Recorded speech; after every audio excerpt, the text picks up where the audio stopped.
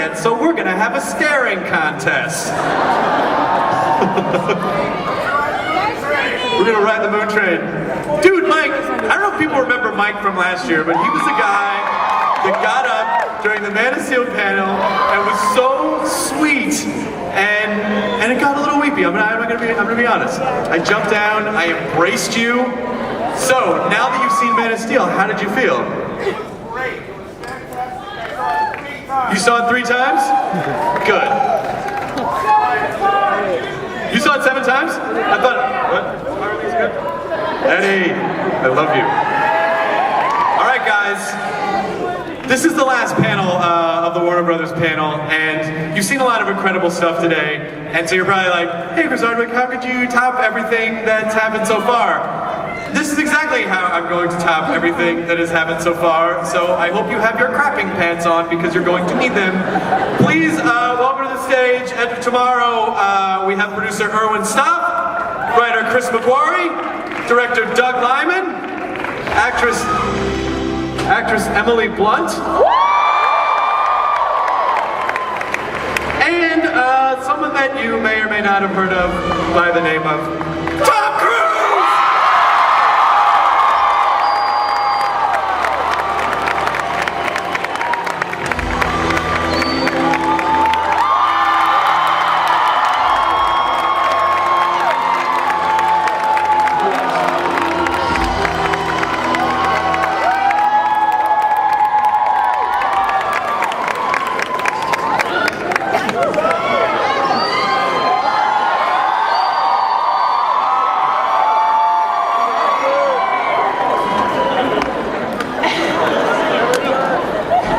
So you and I have something in common.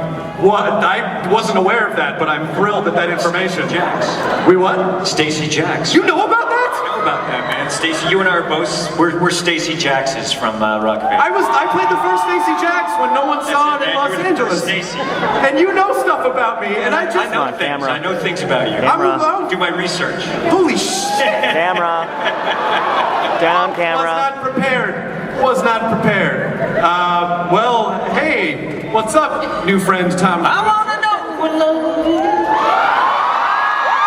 I want you to show me. I wanna feel what love is. And I know you can show me.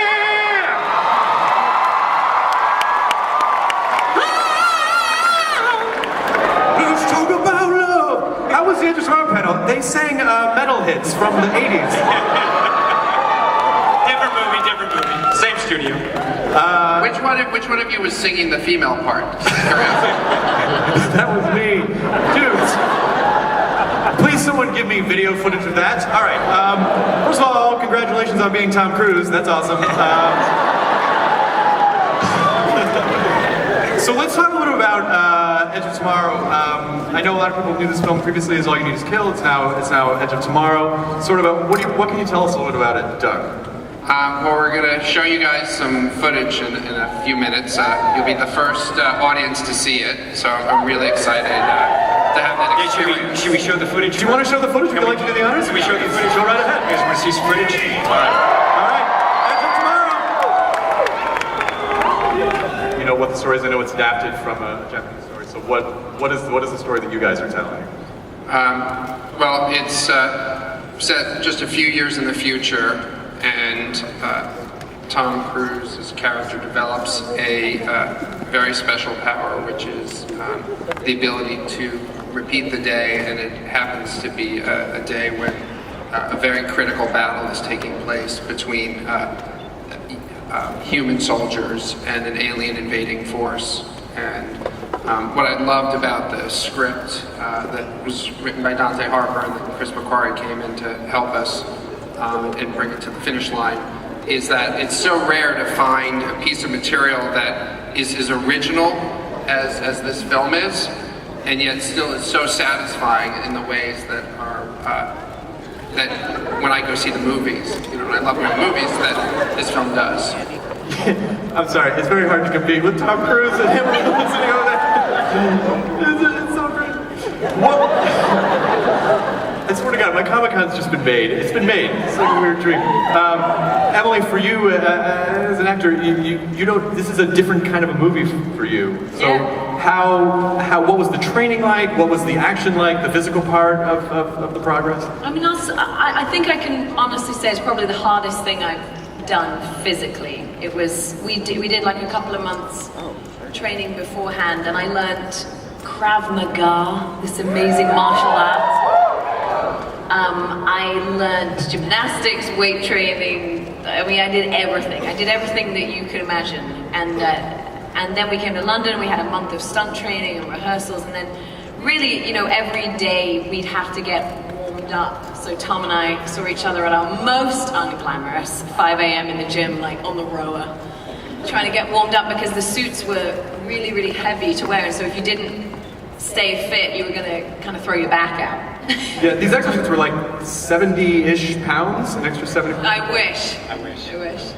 So what does that add for you when you're trying to stay focused in a performance, and you have this, you know, this basically this shell around you? I will say this. Doug said that our personalities did a 180 as soon as we had the suits on. We went from being like They're not as kind of nice gregarious. suit as they are out of the suit.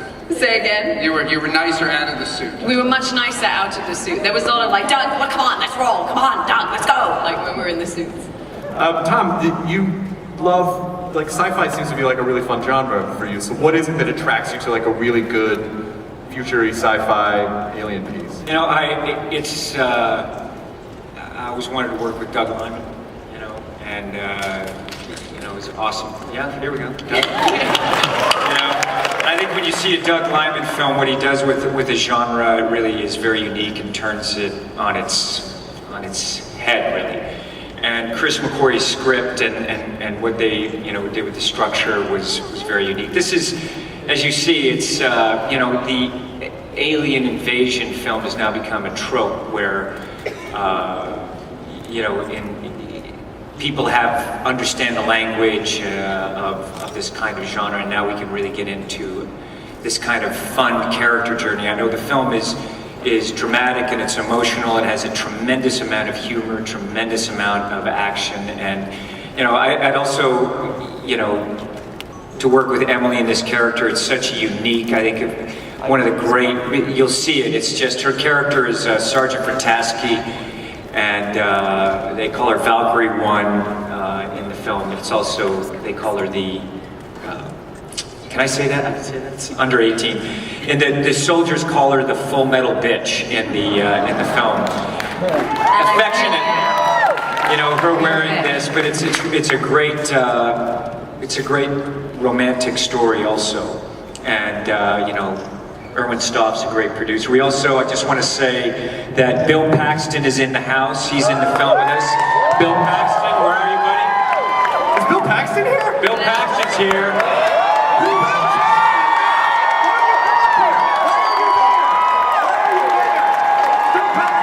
On my back to the stage.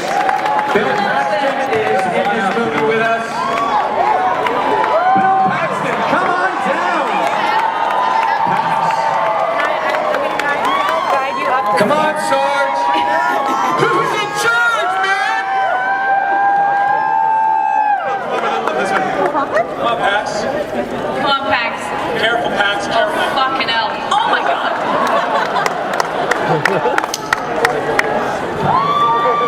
So when he's here with his daughter, she wants to say hello. How are you? Lydia. Yeah, where is she?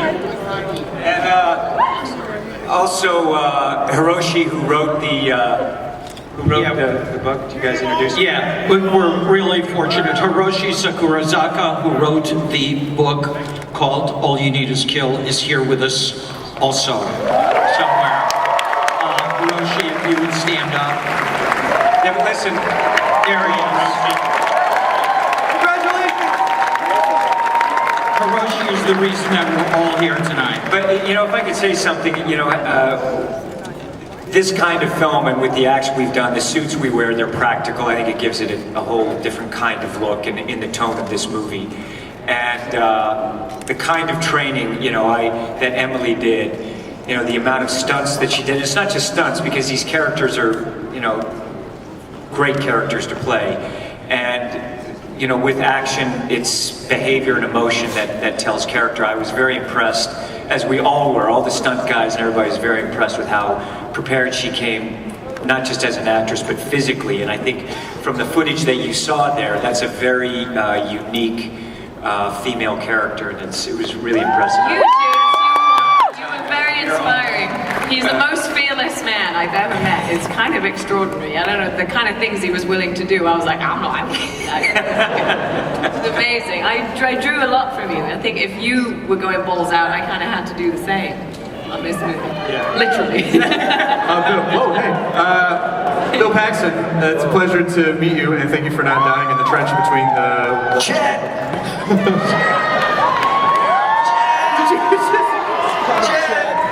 You're the only person who can get away with that. That's awesome. I think they brought me in to shore up the deal. There's a kind of a Colonial Marines vibe to the thing. He plays a great character. I had to have Hudson along for the ride. Those suits are a little hard to wear. Sergeant Farrell. I kept saying, you were fit though, man. You did it. I'm trying to keep up with this guy. No, you did it, man. Are you kidding? So, who's in charge? Why don't you put her in charge? You put her in charge. Game over, man.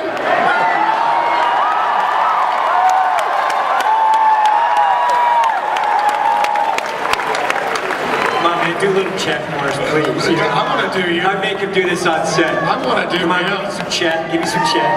Oh, God. Just one. Come on. How about a nice, greasy pork sandwich served in a dirty ashtray?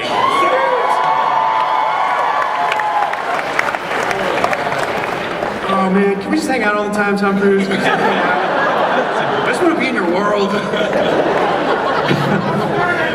I'll try. Who is Bill Cage? Who is this guy? Bill Cage is in the United States Army, and he's responsible for media relations, and he's really kind of a PR guy who designed the campaign for Valkyrie 1 to recruit troops and to help unite, kind of bring America into this global conflict, because it's a massive alien invasion. But he's a guy who is basically having a very easy war. It's a guy who has really made his name off of kind of this campaign that he created for Valkyrie 1. And then he ends up, through various mistakes that he makes politically, in the invasion the next day, in an exosuit for the first time. And it's really that journey of that character who is in the center of the storm. I don't know how much we are allowed to say about the movie at this point. Well, I'll ask Chris, and then you guys line up for questions, so we have time to get to some Q&A. Yeah, McHugh, you give it. Yeah. So you're adapting this. You're one of the writers. You're adapting this. What were some of the challenges, and what were some of the things that you wanted to stay faithful to the original story, and what did you bring to it? Well, the original story, the central idea was so original. It made that part really easy. It was really a matter of structure, just figuring out how to demonstrate visually what it was Tom was going through before somebody had to stop and explain it. And that really became the fun of the movie, and then watching Doug and Tom riff on that was just extraordinary. And isn't the main thing we need to know about you that you're pretty much just an all-out coward? And Tom makes an amazing coward. Incredible. It was, that was some of the most fun time I've had in anything directing, was seeing that side of what Tom Cruise can pull off. To being afraid. Yeah, he's brilliant at it. Do you feel like you're Great comedy. almost a dig? Do you feel like Tom? No, not at all. God, the comedy comes from the character. And, Tom, let me tell you, these people know Tom can pull off a comedic character, but then keep it right back to the drama, too. And that this movie, you gotta sell it. It has a perverse humor to it that just works on so many levels that really help it kind of buoy it along. I mean, the action you can see is here, but the human story, because he is such an everyman in this part. He's the fish out of water who's thrown into this world. My character, I'm his platoon sergeant. I've got an order that says he's a deserter who's been impersonating an officer, and the whole platoon is against him, and we're only just too glad to show this guy what it's really like. And him getting into the suit for the first time is like something out of a Woody Allen movie. And you're kind of like somebody's worst nightmare as a drill sergeant if they're a coward, because Bill's character believes that dying a heroic death on the battlefield and winning are sort of have equal value. Here, here. Tom, was this a fun role to take on? Because usually when you come on screen, people are like, "All right, Tom knows what's up," and then this character, it's not that at all. You know, Chris McQuarrie wrote Usual Suspects, writing this character. This film. He just, you know, the structure of the piece is so complex for a writer to do. He made it look easy, and the kind of humor that we have. I want a good story. As an audience, you know, I'm first and foremost a cinephile, a lover of movies, and I want to see a good film. You know, I want to go on a journey, want a great story, and I just have to say this film and the script that he wrote and the elements involved with Doug and Erwin and Emily, you know, Bill and all of us, Chris. It's really a great character. It has a lot of highs and lows.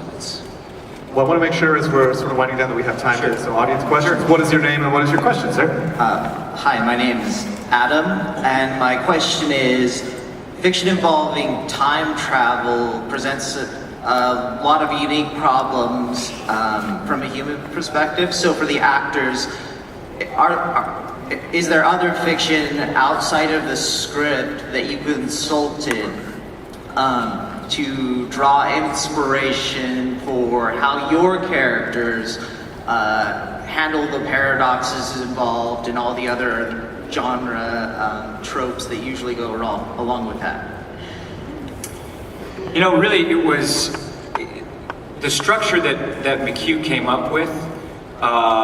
It was just and I think when you see the film, there wasn't, you know, we obviously have seen, you know, and read a lot of different time travel and different things, and kind of we evaluated what the problems were. But it was McHugh that, for the story, how to play it out to keep the narrative going and keep the characters evolving in every scene. And as actors, it was really fun because my character's remembering what's happening, but yet the structure is such that it has great pace, drive, drama, and humor throughout. So it was that, you know, that burden came upon McQuarrie and Liman and I.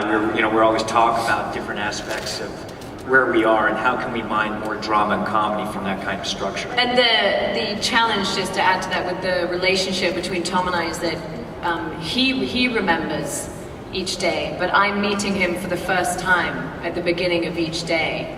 And so that was the challenge and the beauty of the relationship, because it becomes, you know, this one-sided thing almost, that she doesn't know him at the beginning of each day. And so it was really exciting and challenging to play with that relationship and how it would evolve when one person doesn't really remember what's gone on beforehand.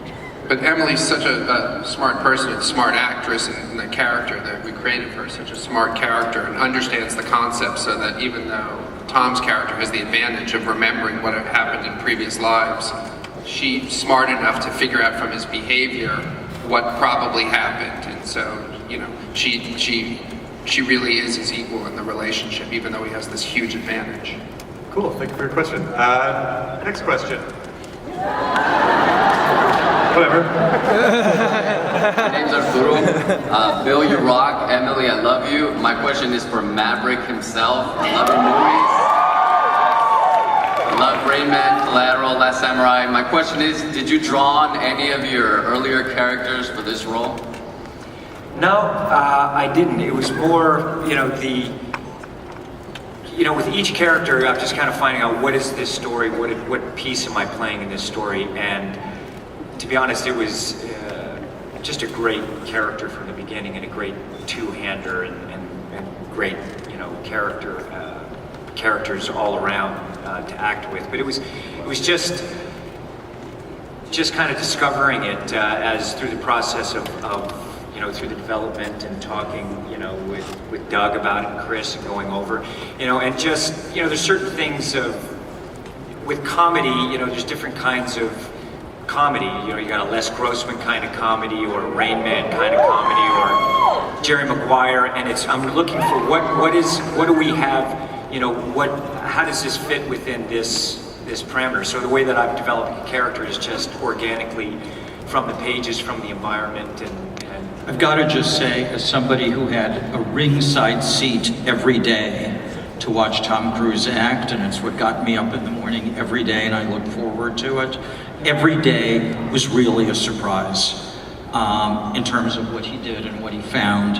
And the thing that was really remarkable about watching Tom and Emily do this was that they really just played the truth every day, and the truth was just unbelievably entertaining. Excellent. All right, we have time for one more question. I'm very excited because this guy has the best voice. this is awesome. I've been waiting to see a lot of costumes and everything here at Comic-Con. What character are you playing?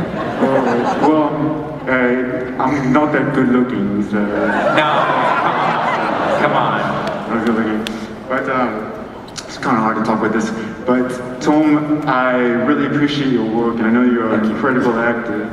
And with your stunt work, what I really admire what you do, your hard work ethic and your training, you just tackle it, and you're not afraid to do what you do. And I just want to ask you, without any spoiling of the film, what was your most challenging stunt in this film?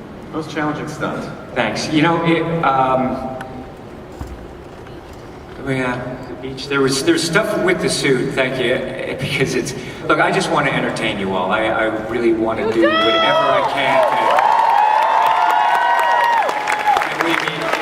It is really a dream of mine to be able to do it in an honor. And I just every day I just think, what can we do to make it better, and think of, you know, what I'd like to see or what you all would like to see on film, and deliver that. And with the movie, we talked a lot about this suit that we're wearing. I mean, the suit actually at times, Emily's was about 85 pounds, and mine went, depending on kind of equipment, went from 100, sometimes 120 pounds. So doing stunts in it was interesting, because we're just having to do sprints and stuff. But there's a couple of times I'm getting whacked pretty hard with that suit, and you start learning about how to take a spill in a metal suit. In a metal suit with the physics. So there's kind of stuff that we're falling from things, and.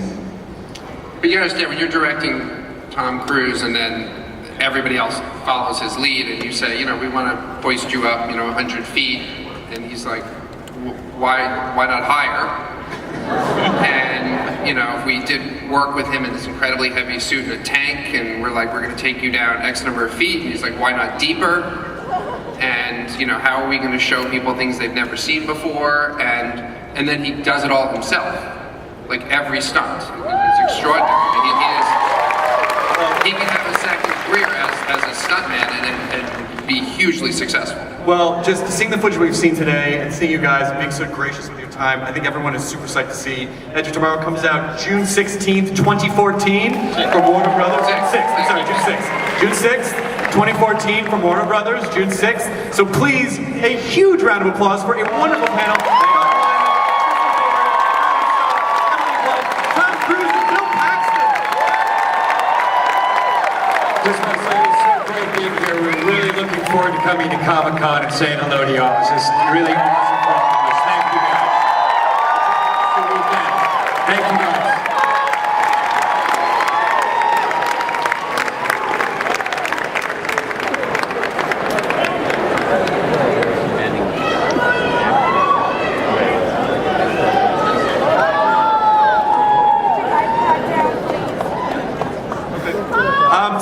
So we'll let them take their pictures over there really fast. Oh, I want a photobomb, that's so bad.